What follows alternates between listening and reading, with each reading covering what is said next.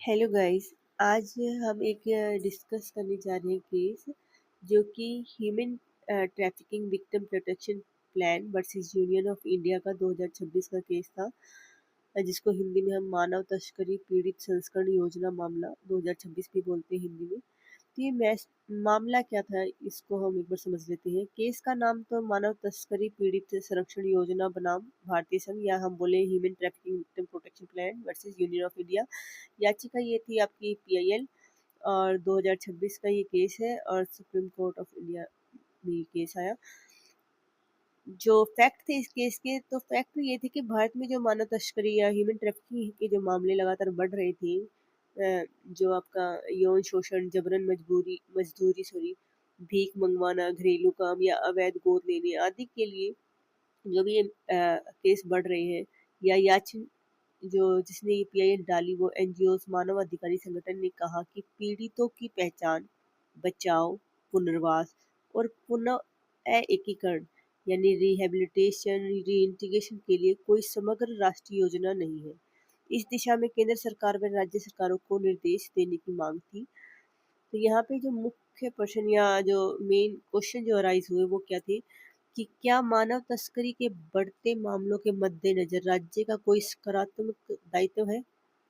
दूसरा जो क्वेश्चन था ये था कि क्या संविधान के अनुच्छेद 21 के अंतर्गत जीवन और गरिमा के अधिकार में संरक्षण पुनर्वास का पुनः एकीकरण शामिल है। क्या न्यायालय मानव तस्करी पीड़ितों के लिए एक समग्र राष्ट्रीय योजना बनवाने के निर्देश दे सकता है। तो ये जो क्वेश्चन थे ये सुप्रीम कोर्ट के सामने आए। तो इन्हीं क्वेश्चनों का आंसर देते हुए जो जजमेंट आया वो था, जो सुप्रीम कोर्ट ने क्या निर्णय दिया वो हम देख लेते हैं। सर्वोच्च न्यायालय ने माना कि मानव तस्करी मौलिक अधिकारों का गंभीर उल्लंघन है, विशेष रूप से आर्टिकल 21 का, जिसमें right to life with dignity बोला गया है, जीवन का गरिमा का अधिकार। राज्य का संवैधानिक दायित्व है कि वह पीड़ितों को बचाए, संरक्षण दे, पुनर्वास करे और उन्हें समाज में पुनः एकीकरण करे। न्यायालय ने केंद्र और राज्य सरकारों को निर्देश दिया है कि वे पीड़ित केंद्रित दृष्टिकोण के साथ राष्ट्रीय मानव तस्करी पीड़ित संस्करण योजना यानी national human trafficking victim protection plan तैयार करें और लागू करें। न्यायालय ने जो प्रमुख निर्देश दिए, जो की डायरेक्शंस थी, वो थी ये थी, एक समयबद्ध राष्ट्रीय योजना बनाई जाए जिसमें स्पष्ट दिशा निर्देश हो।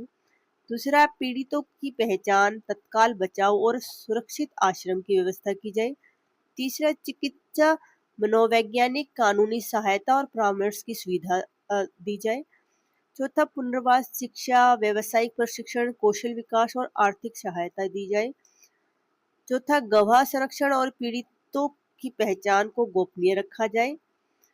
पांचवा, राज्य स्तरीय और जिला स्तरीय समितियां गठित की जाए और प्रगति रिपोर्ट समय समय पर न्यायालय में प्रस्तुत की जाए। तो ये कुछ की डायरेक्शन न्यायालय द्वारा दी गई। संबंधित कानून की बात करें तो यहाँ पे अनैतिक देह व्यापार निवारण अधिनियम 1956, आईपीसी 1860 की धारा 370, 370A, 372, 373, 374, किशोर न्यायालय यानी बच्चों की देखभाल और संरक्षण अधिनियम 2015, पोस्को अधिनियम 2012, या बॉन्डेज जो लेबर था अधिनियम 1976, और जो कॉन्स्टिट्यूशन का अनुच्छेद आपका या आर्टिकल बोले हम 14, 19, 21, 23, 39A, 39F, 51A जो इससे रिलेटेड थे। फैसले का महत्व क्या रहा? पीड़ित केंद्रित दृष्टिकोण को मजबूत करना, मानव तस्करी को मानव अधिकार उल्लंघन के रूप में मान्यता, गरिमा, मुआवजा और पुनर्वास सुनिश्चित करना, सामाजिक न्याय और लैंगिक समानता को बढ़ावा देना। निष्कर्ष की बात करें तो यह फैसला ऐतिहासिक है क्योंकि इसने मानव तस्करी पीड़ितों के संरक्षण, गरिमा, न्याय और पुनर्वास के लिए एक समग्र राष्ट्रीय योजना बनाने की दिशा में महत्वपूर्ण कदम उठाया। कोर्ट की बेंच की बात करें तो यह फैसला संविधान पीठ कॉन्स्टिट्यूशनल बेंच द्वारा सुनाया गया, जिसमें माननीय मुख्य न्यायाधीश डॉक्टर वाई चंद्रचूड़, न्यायमूर्ति संजय किशन कौल, न्यायमूर्ति बी आर गवई, न्यायमूर्ति बेला एम त्रिवेदी और न्यायमूर्ति J B Pardiwala part develop.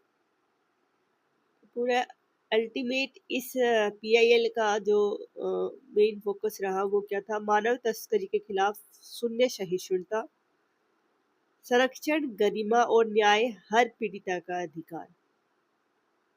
तो ये था हमारा आज का केस, जो कि ह्यूमन ट्रैफिकिंग से रिलेटेड था, जहाँ पे human trafficking victim protection plan बनाने को लेके कोर्ट ने यूनियन और स्टेट को निर्देश दिए। आई होप आप सबको समझ आएगा। Thank you.